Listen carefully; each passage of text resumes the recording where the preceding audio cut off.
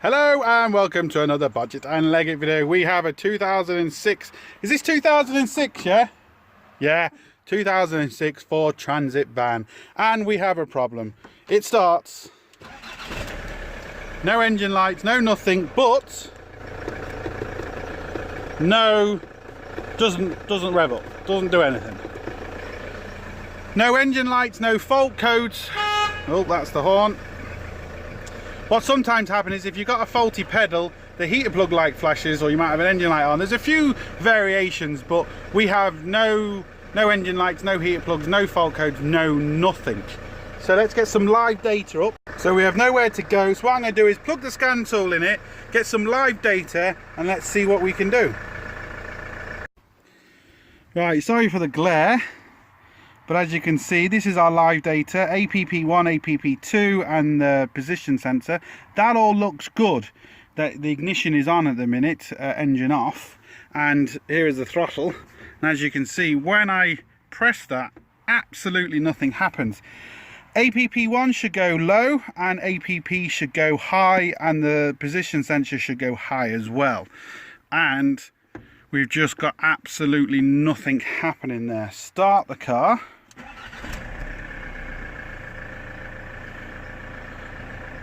Oh, I'm going to have to go through all this again. Let me get that back first. Okay, the engine is on. So let me try and rev that. And as we can see, absolutely nothing changes. Sorry for... Right. So what I'm going to do, because we've got no fault codes, no nothing, I'm just going to go straight to the pedal and just make sure. Now, I'm happy enough we've actually got wire integrity, because we have got voltage going to it. But we're just going to double check. This is a 10 wire socket. Some of them are only 4 or 5 wires if I remember. This one actually has 10, but it actually only has 9 because the first one is blank. So I'm just going to make sure we've got power and ground going to everything essentially. We should have 3 powers, 3 grounds. If memory serves, I'll get a wiring diagram up and yeah, we'll get that sorted.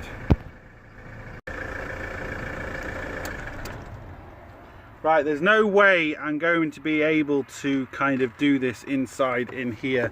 There's just no room, so I'm going to kind of do that, show you the powers and ground test on kind of the bench type thing, because I think it's just going to be easy. We have, just to let you know, we have all our powers and grounds.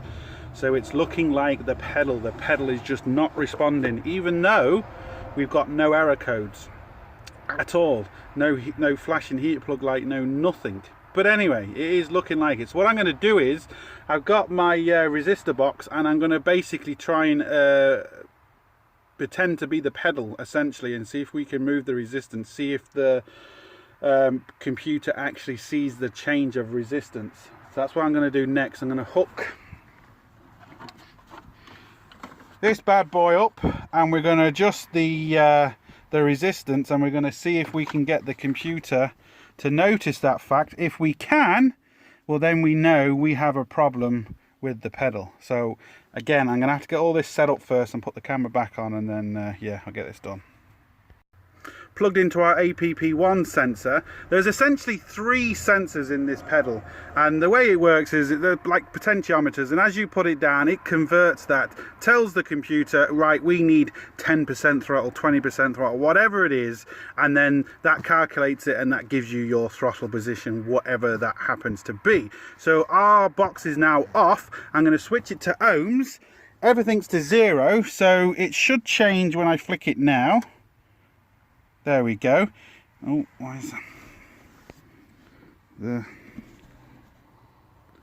glare is annoying.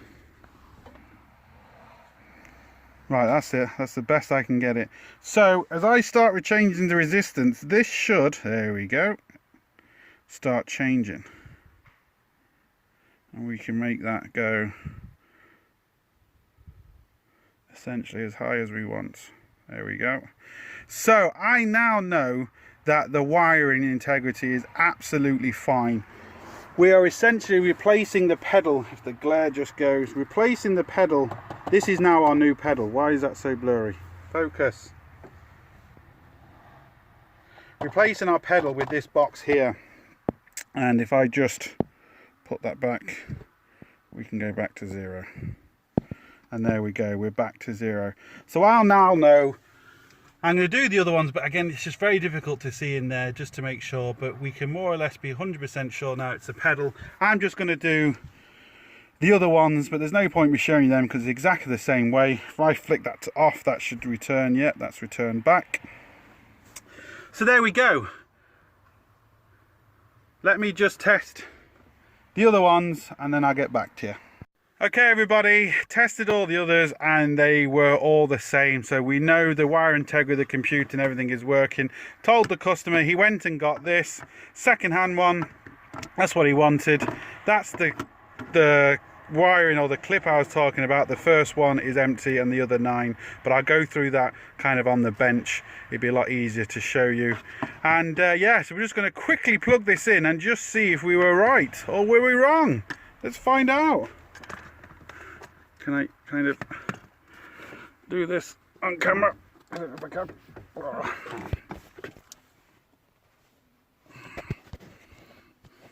I can't do it on camera. Let me quickly connect this pedal up and see what happens. Alright, new one's in. Let's start this baby up. And let's see. Can I rev it? Hey! There we go. So pedal. I just got to put this bad boy in because the other pedal's there. It's not connected. So there we go. We was right. It's a pedal. The old box sorted us out. Tell you, these things are brilliant. Saved me loads of times. And there we go, people. Look, no, still no more engine lights or anything on, not that there was anyway. And there we go. So look,